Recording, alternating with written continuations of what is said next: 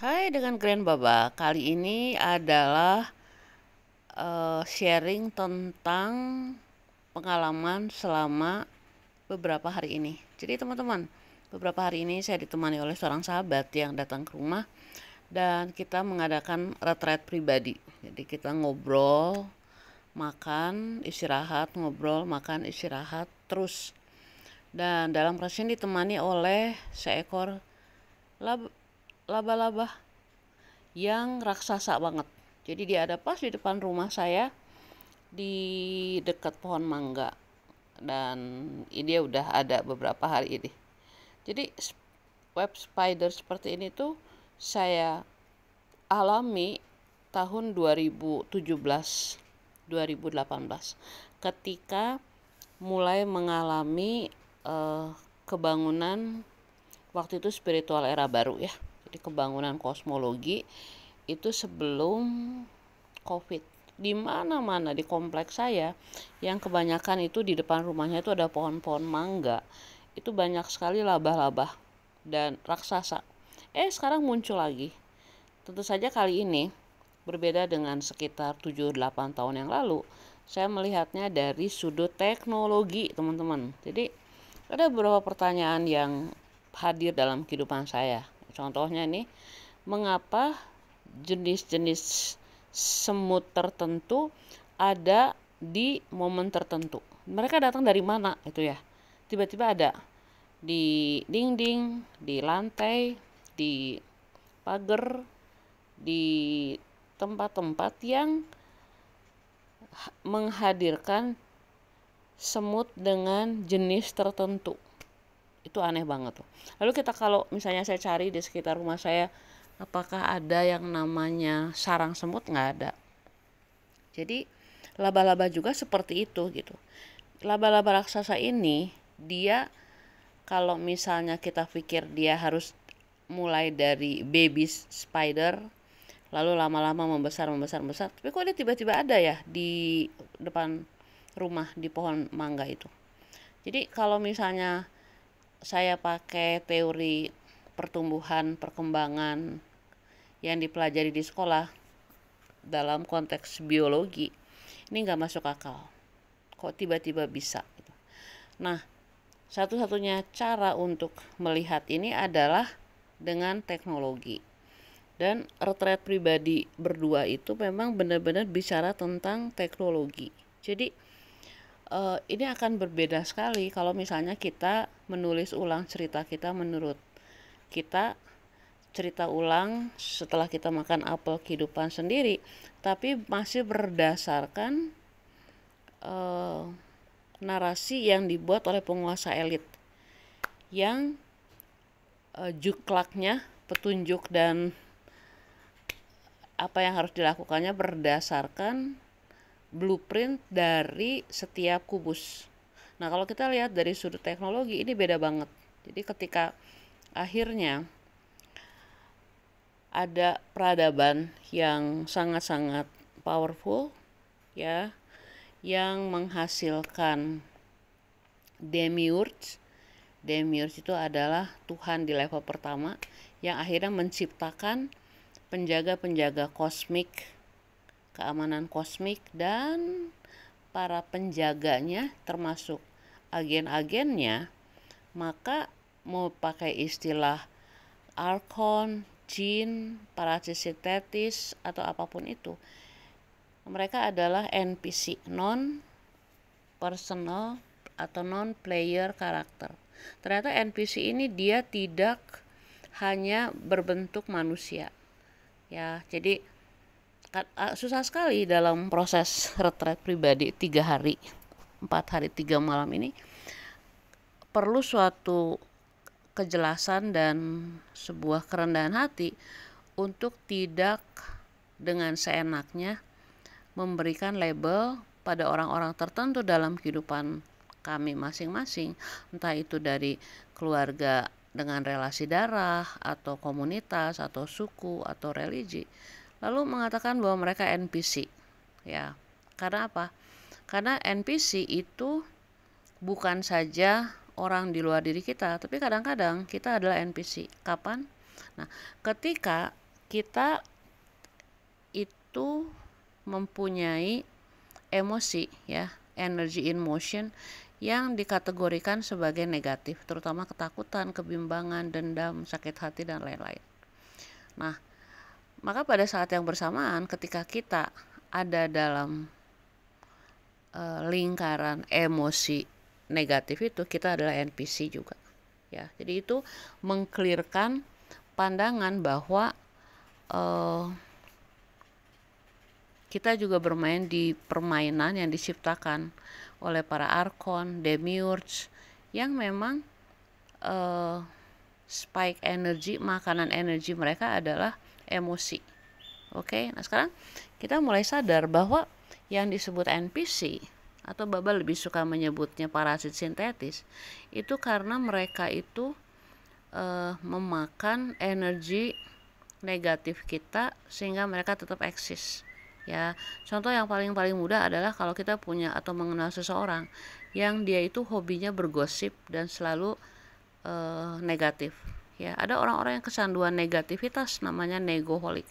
Nah, mereka itu memakan life force kita, kekuatan di dalam diri kita, melalui menyedot seperti parasit energi kita, dan mereka itu tidak harus, sekarang kita pelajari, tidak harus berbentuk raga manusia.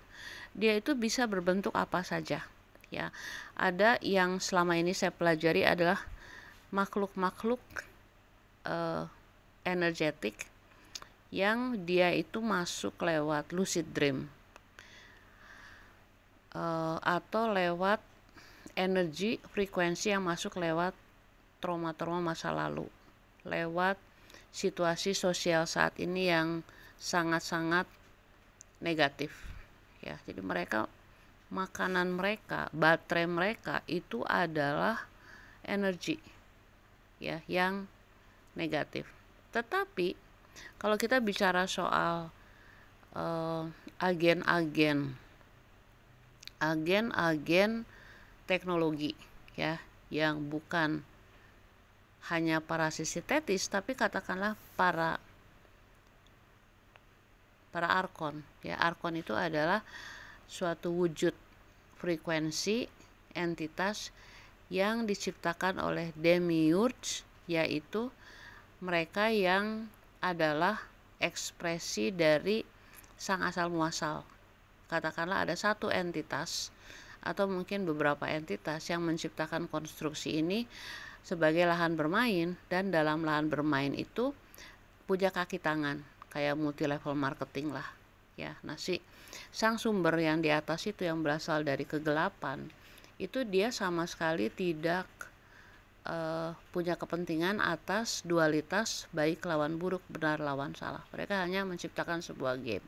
Nah, agen-agen mereka dari demiurge atau archons atau para jin atau parasit sintetis, dan sekarang yang kita kenal artificial intelligence secara elektromagnetik atau digital, itu yang memastikan bahwa permainan ini tetap terbatas, tetap berstruktur hierarki, dan penuh dengan ketakutan.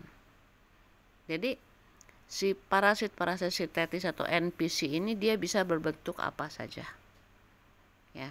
Nah, dalam proses retret pribadi kita berdua itu, kita bercerita tentang pengalaman masa lalu di keluarga, di kubus-kubus yang membesarkan kita, tapi mungkin melihatnya dari sudut teknologi, mulai mengerti bahwa semua yang disebut religi, spiritual, kosmologi, teologi, filsafat, bakal psikologi, semua itu adalah aturan main yang dibuat dalam konteks dualitas konfliktual, dan kita dibutakan oleh kenyataan bahwa semua itu adalah teknologi ya.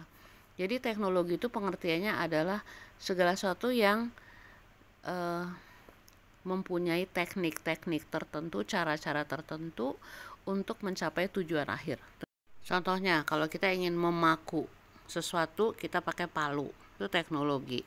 Atau mungkin yang lebih canggih adalah satelit-satelit yang ada di luar sana yang berhubungan dengan kubus hitam ya, teknologi kubus hitam yang dia itu menuai dan menuai panenan. Panenannya apa? Panenannya adalah energi ya.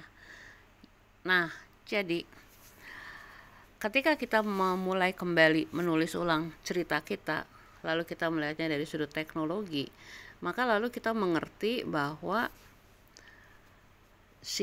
siapapun ya, entah itu katanya 13 entitas yang bukan demiurge yang kita sebut sang sumber, yang menjadi kreator dari konstruksi ini, dia itu sama sekali tidak peduli tentang dualitas baik buruk benar salah. Mereka nggak peduli. Mereka hanya menciptakan sebuah arena di mana kita semua bisa bermain sesuai dengan game which I am not. Nah, lalu dalam proses itu kita banyak bercerita tentang saudara kandung, tentang pertengkaran yang terjadi, dan akhirnya menyadari bahwa si teknologi kubus, mau kubus religi atau adat atau edukasi, itu memang tidak memberikan fasilitas, tidak memberikan cara untuk hidup damai, tenang, tentram antar saudara. Dipastikan selalu harus ada perang antar siblings, konflik dalam keluarga besar, dan semua itu lalu lebih terekspansi lagi lewat misalnya masalah pertanahan di desa, masalah keracunan makanan di berbagai tempat, masalah apapun itu yang tujuannya adalah spike energy, dan mereka sangat kreatif menciptakan berbagai macam spike energy setiap momen yang adalah makanan dari sistem keamanan kosmik itu melalui parasit sintetis, melalui NPC dan lain-lain. Jadi kabar baiknya apa sih? Kabar baiknya ketika kita sadar bahwa pengalaman kita adalah bersifat sangat teknologikal, lalu kita ingat kembali bahwa si 13 kreator yang menciptakan konstruksi ini itu adalah sama dengan kita. Mereka tidak lebih tinggi, tidak lebih rendah, tapi mereka sama dengan kita. Nah, dalam retreat pribadi itu hadirlah sebuah TikTok dari seseorang, saya lupa namanya, tapi dia bercerita bahwa ada yang disebut kesadaran ketika Tuhan belum diciptakan. Wah, itu keren banget. Saya belum belajar tentang TikTok itu, tapi akhirnya dia mengakui bahwa kesadaran ketuhanan aja dia berlapis-lapis. Nah, si 13 kreator itu yang notabene sama dengan setiap orang yang bukan NPC, itu dia adalah kreator. Dia kreator sama-sama kita. Jadi remembering yang paling ujung itu adalah kita ingat bahwa kita dan kreator konstruksi ini sama. Bahkan kita memang menyawer energi kita untuk membuat konstruksi ini. Jadi setiap kali kita melihat matahari asli, itu energi kita itu disawer untuk juga mengingatkan kita bahwa kita itu adalah cahaya. Ya, si remembering ini itu yang paling ditakuti oleh NPC, oleh teknologi kubus hitam dan lain-lain. Tetapi ada paradoksnya. Paradoksnya adalah ketika kita mulai menyadari siapa kita, remembering siapa kita di sisi lain, lalu kita bermain di dalam teknologi kubus hitam ini dengan penuh kebebasan. Ya, ingat si kubus, teknologi kubus hitam atau Saturnus atau Black Cubes itu, dia itu berdasarkan sebuah konsep keterbatasan, hierarki, dan ketakutan. Nah, remembering itu membuat kita akhirnya tahu bahwa kita tidak terbatas, bahwa kita tidak harus takut pada apapun, dan kita bermain di hierarki yang diciptakan dengan kebebasan tanpa batas. Menarik ya. Tentu saja secara detail itu nanti akan menghasilkan berbagai macam pola pendekatan yang sangat berbeda dengan apa yang selama ini kita ketahui pada saat kita tidak tahu bahwa kita berada dalam sebuah jeratan teknologi. Contohnya tuh yang sahabat saya katakan tentang konsep utang piutang, konsep perjudian. Kalau saya bercerita tentang konsep pendidikan, konsep kematian kesadaran, konsep kematian keilahian, konsep yang semuanya adalah teknologi. Lalu kan pertanyaannya gini nih, jadi bagaimana kita dengan remembering ini kita main dalam keterbatasan tanpa resistensi dan tetap hidup berlimpah. Karena toh akhirnya kita harus tahu bahwa alat yang paling powerful untuk menciptakan spike baik positif maupun negatif adalah yang kita sebut uang. Lalu bagaimana caranya kita tetap bermain dan tetap terpenuhi semua kebutuhan kita tanpa rasa takut dan dengan kebebasan tanpa batas.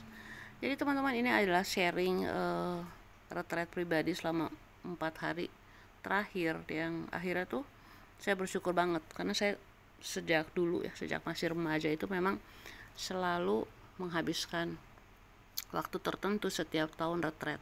Dulu tuh kayak ada tempat retreat di Giri Sonta atau di Karmel Bandung atau di beberapa tempat lah di luar negeri juga.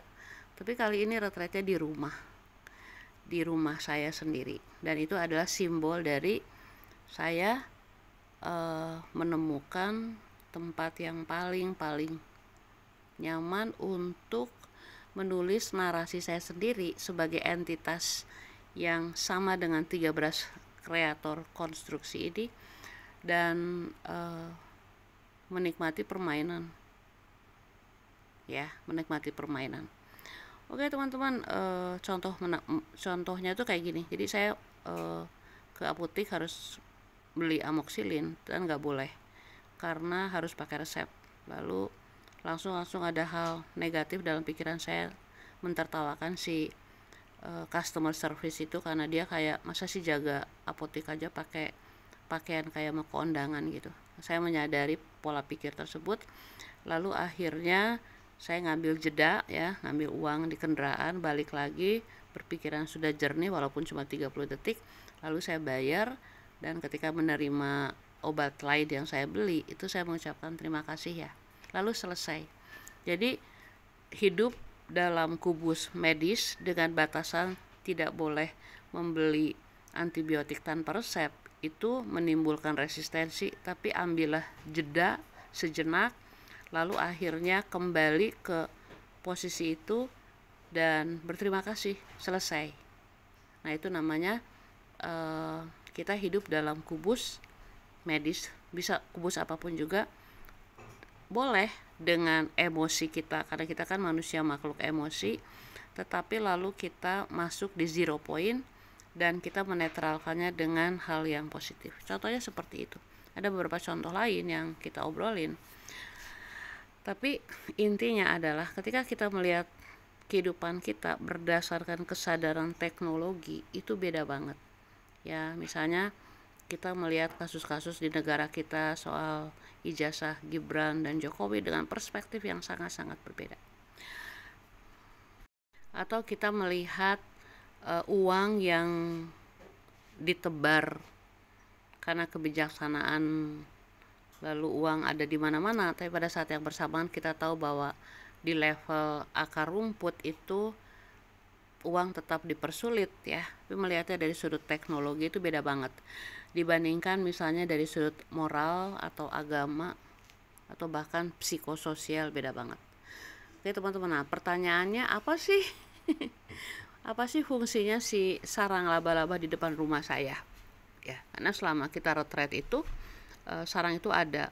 Nah jadi NPC non-human apapun bentuknya, mau pohon, mau laba-laba atau apapun itu yang menghadirkan diri dalam proses penulisan ulang narasi, itu ditentukan oleh kita yang menentukan apakah dia NPC non-human yang positif atau negatif. Kalau misalnya dia negatif, berarti kita takut pada laba-laba, lalu udah aja kita usahakan supaya laba-laba itu segera mati karena merasa terancam. di lingkungan rumah. Tapi kalau misalnya saya melihat si laba-laba itu raksasa pula ya, itu kayak tanda dari konstruksi ini bahwa mereka ya ada entitas-entitas yang mengambil bentuk spider ini yang menyertai retret ini. Jadi ini mengingatkan saya tahun 2017-2018 ketika di mana-mana di kompleks rumah saya ada banyak sekali sarang laba-laba, dan akhirnya selama 7 tahun berikutnya, 8 tahun berikutnya, yang saya lakukan adalah benar-benar membangun sarang laba-laba melalui YouTube, melalui media sosial lain. Jadi kita semua terkoneksi satu sama lain ya. Jadi saya, laba-laba itu, sarang laba-laba, pohon mangga, dan siapapun yang menjadi bagian dari retret pribadi ini, dia adalah bagian dari proses penulisan ulang narasi menurut sudut pandang teknologi ya. Nanti kita lihat nih apa yang terjadi dengan spider tersebut.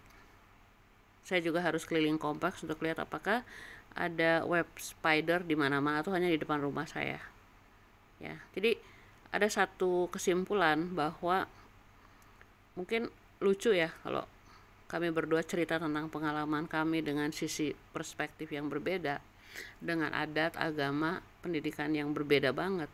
Tapi ternyata ketika kita akhirnya ketemu di teknologi dan mengerti tentang bagaimana teknologi ini bermain, maka kita tahu bahwa di atas sebuah teknologi itu ada keentitasan kita yang sifatnya individual, independent, intelligent, infinite, powerful, yang menyertai kita. Dan raga ini dia adalah bagian dari ekspresi entitas asli kita yang tidak dibedakan antara jiwa dan raga. Tidak ada dualitas dalam keentitasan kita. Bahkan tidak ada yang disebut keilahian, ketuhanan, kesetanan, ke-evilan, nggak ada. 13 entitas yang membangun konstruksi ini dan kita menjadi partner untuk bermain di sini, itu melampaui teknologi apapun yang ada di kita. Tetapi bukan berarti lalu kita melarikan diri dari teknologi yang ada. Kita main dengan sebuah recognition, dengan sebuah pengenalan kembali hakikat dari keentitasan kita. Jadi mulai sekarang kita jangan lagi membedakan antara jiwa dan raga, nggak, karena kita nggak mau masuk dalam teknologi dualitas itu. Tapi kita tahu kita adalah entitas yang utuh, individual, independent, intelligent, infinite, powerful, dan kita sepakat untuk bermain dalam keterbatasan hierarki dan bagaimana caranya menembus ketakutan itu. Dan itu exciting banget teman-teman, exciting banget. Oke teman-teman, jadi itu hasil dari perjalanan ini. Teman saya besok akan kembali ke kota tempat asal dia, menggeluti kembali kehidupan nyata. Saya juga mulai menjalankan apa yang saya jalankan, dan saya berterima kasih banget karena dalam perjalanan ini bertemu dengan beberapa entitas non NPC yang terkonek lewat WA, lewat kelas, yang akhirnya mengatakan bahwa kita nggak sendiri, kita di sini tuh bersama-sama. Walaupun orang mengatakan 70% dari penduduk bumi itu NPC, kita nggak peduli. Walaupun kita menyadari bahwa orang-orang penting di sekitar kita ternyata adalah NPC, nggak peduli, nggak penting. Kita jangan menghakimi orang-orang lain sebagai NPC, tapi kita menyadari bahwa dalam teknologi ini kita adalah NPC ketika kita itu negatif, kita hidup dalam ketakutan, kita resistensi terhadap jebakan-jebakan teknologi, kita tidak di zero point, kita tidak berdasarkan cinta tanpa syarat, kita tidak menghormati kebebasan orang lain dan diri kita sendiri. Oke, Rahayu Kinasih.